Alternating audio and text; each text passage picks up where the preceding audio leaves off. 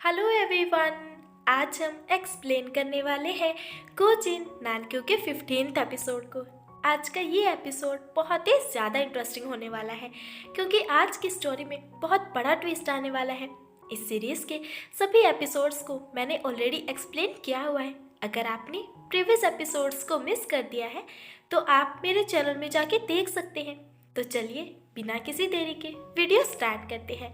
Last episode में हमने देखा था कि जियांग गलती से मिस्टर टावा के चंगुल में फंस जाता है और यहाँ मिस्टर टावा के आदमी उसे पकड़ लेते हैं और जियांग चाहकर भी यहाँ से भाग नहीं पाता है और ये सभी लोग जियांग को फोर्सफुली ड्रिंक करवाने लगते हैं और इस ड्रिंक में इन्होंने मेडिसिन को मिक्स किया हुआ था जो कि सेक्सुअल डिजायर को इनहेंस करती है और इसे पीते ही जियांग की कंडीशन खराब होने लगती है और वो फ्लोर पर गिर पड़ता है। तभी भागते हुए गुलेंग यहाँ आ जाता है और जियांग की ऐसी कंडीशन को देखकर वो उसके लिए बहुत ज़्यादा वरीड हो जाता है और जियांग को वो यहाँ से ले जाने लगता है। लेकिन ये सभी लोग गुलेंग को यहाँ से जाने ही नहीं देते हैं, उसे वहीं पर रोक लेते हैं।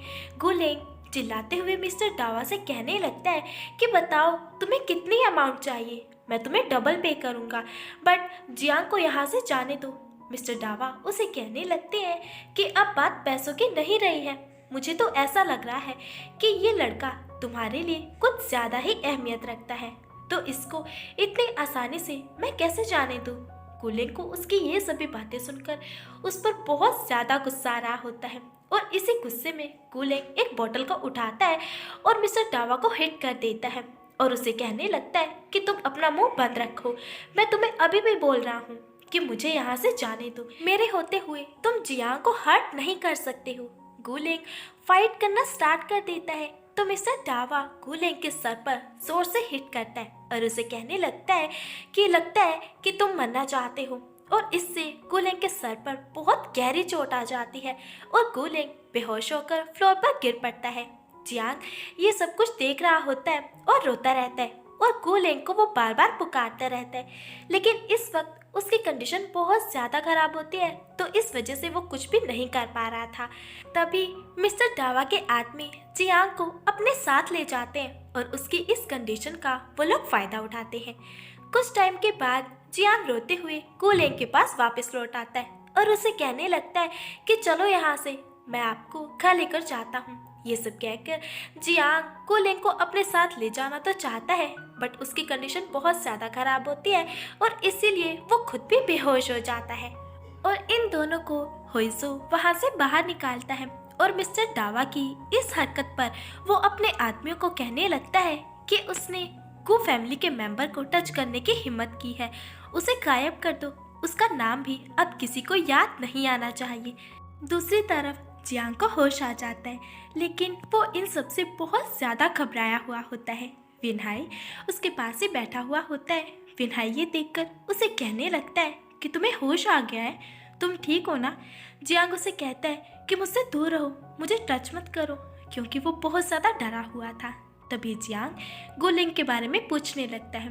विनहाई उसे बताता है कि उसे अभी तक होश नहीं आया है, डॉक्टर्स ने बताया है कि उसके सर पर बहुत गहरी चोट आई है जिसका इफेक्ट बहुत लंबे टाइम तक रहने वाला है और ना जाने उसे क्या क्या फेस करना पड़ सकता है। ये सब कुछ सुनकर जियांग और भी ज्यादा घबरा जाता है और वो कहने लगता है कि मुझे गुलेंग के पास जाना है, उन्हें देखना है और भागते हुए जियांग गुलेंग के रूम में आ जाता है। गुलेंग अभी भी बेहोश होता है। जियांग वो सब कुछ याद करने लगता है कि कैसे गुलेंग उसे यहाँ किडनैप करके लेकर आया था और उसके साथ उसने कितना बुरा बर्ताव किया था, लेकिन बाद में गुलेंग कैसे उसकी केयर करने लगा था, उसे हमेशा हर मुश्किल से बचाया था और आज उसके लिए गुलेंग ने अपनी जान की भी परवाह नहीं की है। वो हर कीमत पर जियांग को प्रोटेक्ट करना चाहता था।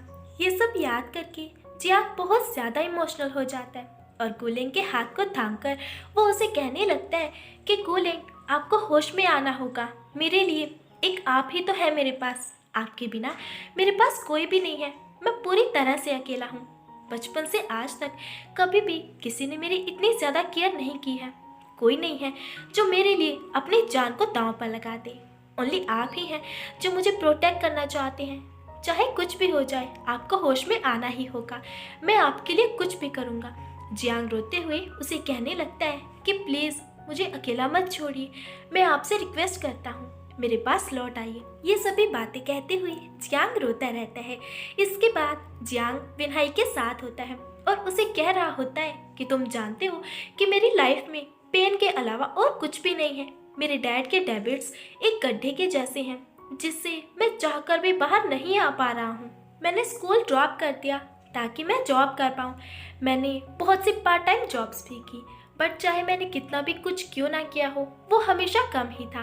कभी कभी तो ऐसा लगता है कि ये सब कुछ आसान हो जाएगा अगर मैं मर जाऊँ एटलीस्ट, तब मेरी लाइफ से ये पेन तो चला जाएगा, मैं इस पेन से आज़ाद हो जाऊंगा। बट अब मैं कूलिंग को छोड़कर नहीं जा पाऊंगा, अब मैं उनसे दूर नहीं रह पाऊंगा। विनहाई कहता है कि इन सब में तुम्हारी कोई भी गलती नहीं है, टाइम सभी घावों को भर देता है। देखना टाइम के साथ तुम्हारी लाइफ में से ये पेन भी गायब हो जाएगा। अपने डैड के डेबिट्स की वजह से अपने आप को हर्ट करना अब तुम बंद करो, अपनी लाइफ वेस्ट मत करो। तुम्हारे डैड कभी भी चेंज होने वाले नहीं हैं और तुम्हारे एफर्ट्स उनके लिए कोई भी मायने नहीं रखते हैं। तुम कब तक उनके पैसों को ऐसे ही चुकाते रहोगे? तुम्हें खुद के लिए और अपने सुकून के लिए उनसे दूर चले जाना चाहिए। जियांग से पूछने लगता है कि क्या टाइम सच में सभी घावों को भर देता है? विनहाई कहता है कि हाँ, तुम खुद पर भरोसा रखो और अपनी जिंदगी की नई शुरुआत करके देखो। इसके बाद जियांग कूलिंग के पास वापस आ जाता है। सडनली कूलिंग को होश आ जाता है और वो अपनी आईज ओपन करने लगता है। जियांग उसे कहता है कि फाइनली आपको होश आ गया है, अब आप कैसा फील कर रही हैं? तभी कूलिंग उसे कहने लगता है कि इतना अंधेरा क्यों है, यहाँ रोशनी क्यों नहीं है, लाइट्स ऑफ क्यों रखी हुई हैं? एक्चुअल में कूलिंग को कुछ भी दिखाई नहीं दे रहा होता है। सर पर चोट लगने की वजह से कूलिंग ब्लाइंड हो चुका था, उसकी आईसाइट जा चुकी थी। कूलिंग बहुत ज़्यादा डर जाता है और ज़ोर ज़ोर से चिल्लाने लगता है कि जियांग तुम कहाँ हो, मुझे बहुत ज़्यादा डर लग रहा है, मुझे कुछ भी दिखाई नहीं दे रहा है। जियांग बहुत ज़्यादा कंफ्यूज होता है और उसे कहने लगता है कि मैं आपके पास ही हूँ। कूलिंग कहता है कि जल्दी से लाइट्स ऑन कर दो, मुझे कुछ भी दिखाई क्यों नहीं दे रहा है। कूलिंग बहुत ज़्यादा पैनिक करने लगता है और कहने लगता है कि मैं खुद ही लाइट्स ऑन करता हूँ। और कूलिंग यहाँ से जाने ही लगता है, लेकिन वो फ्लोर पर गिर पड़ता है। जियांग उसे रोकने का ट्राई करने लगता है, लेकिन कूलिंग को ये बिलीव ही नहीं हो रहा था कि उसे कुछ भी दिखाई नहीं दे रहा है। कूलिंग लाइट्स ऑन करने की कोशिश करने लगता है और कूलिंग की ये कंडीशन देखकर जियांग पूरी तरह से सैड हो जाता है और ये एपिसोड यहीं पे कंप्लीट हो जाता है। आपको हमारी ये एक्सप्लेनेशन कैसी लगी अब प्लीज़ हमें कमेंट करके ज़रूर बताइएगा। एंड नेक्स्ट एपिसोड के लिए हमारे चैनल को सब्सक्राइब कीजिए। Thanks for watching, bye bye.